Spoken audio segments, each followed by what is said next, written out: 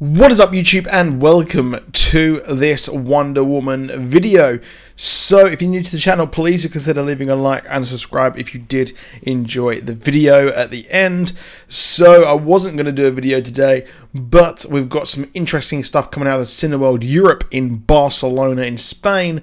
We've had some really cool stuff come out there of Wonder Woman, and we may even get some Captain Marvel and Avengers 4 news as well. And if that comes in, well, I'm going to do a video on that as well, so get a very rare double upload for today. But Wonder Woman has revealed its official title, being Wonder Woman 84.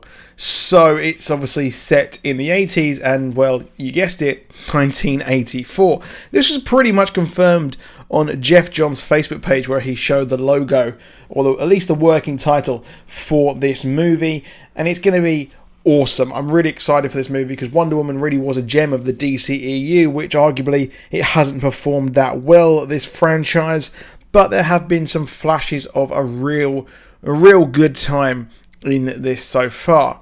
So one of the big things here, we've had two images come out of this on the Twitter feeds of Patty Jenkins and Gal Gadot. Now Gal has actually revealed an image of Diana Prince, the Wonder Woman herself, looking at many different TV screens, and we're seeing some real cool old school 80s aesthetic stuff here, and it just looks stunning. So it's unclear what's happening here, because at the end of Wonder Woman, or at least we were told that after her adventures in World War I, that's when she turned her back on man, and she didn't really decide to come back until Batman vs Superman. That's when she was inspired to help Bruce Wayne form the Justice League.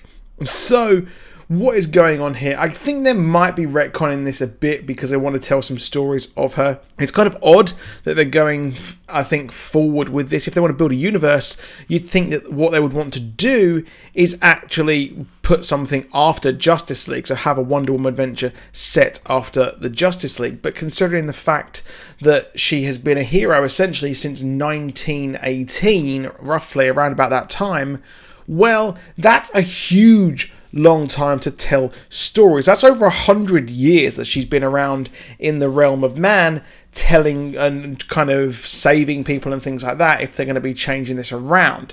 So there are a lot of different stories that you can actually have. Now, one of the big things here was that, and one of the standout moments, or characters at least, in the Wonder Woman movie for me, was Chris Pine as Steve Trevor.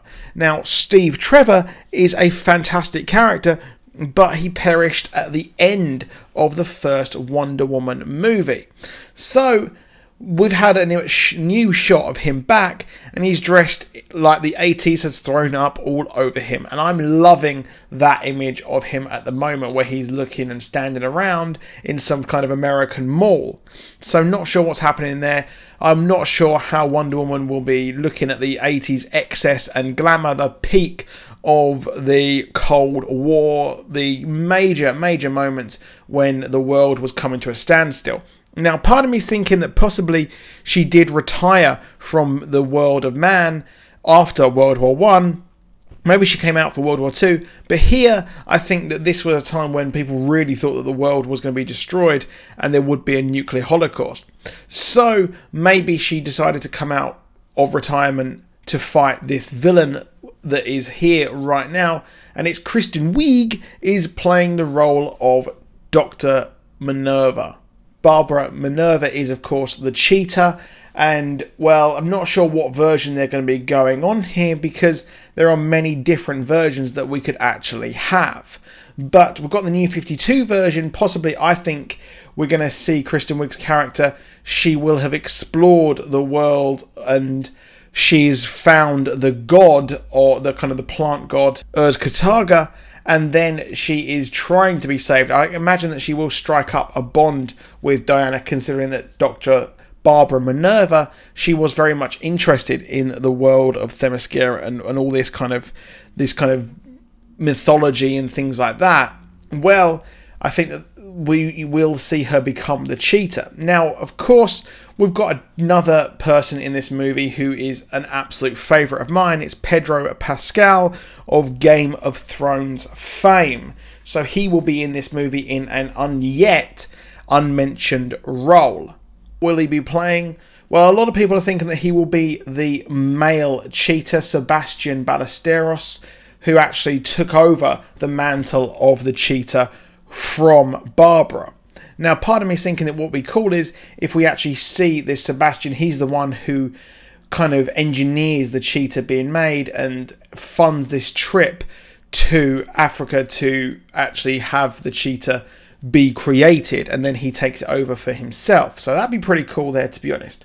But the biggest question at the moment here is, how is Steve Trevor actually alive? Now, considering the fact that magic is being used in this movie when we get to the role of the cheetah, maybe he's been brought back from the dead and plucked into the 80s, or we have had his many different versions where Steve Trevor, we have the father, which was in the World War I, and of course the distant relative in the current age. That happened in the Wonder Woman TV series as well. So that'd be pretty cool. That's probably how he survived here. It could be a distant kind of descendant of the original Steve Trevor. But it would be weird if they strike up a relationship as well, won't it? But that is it for this video. Please drop a like, please do subscribe, and I'll see you soon, and goodbye.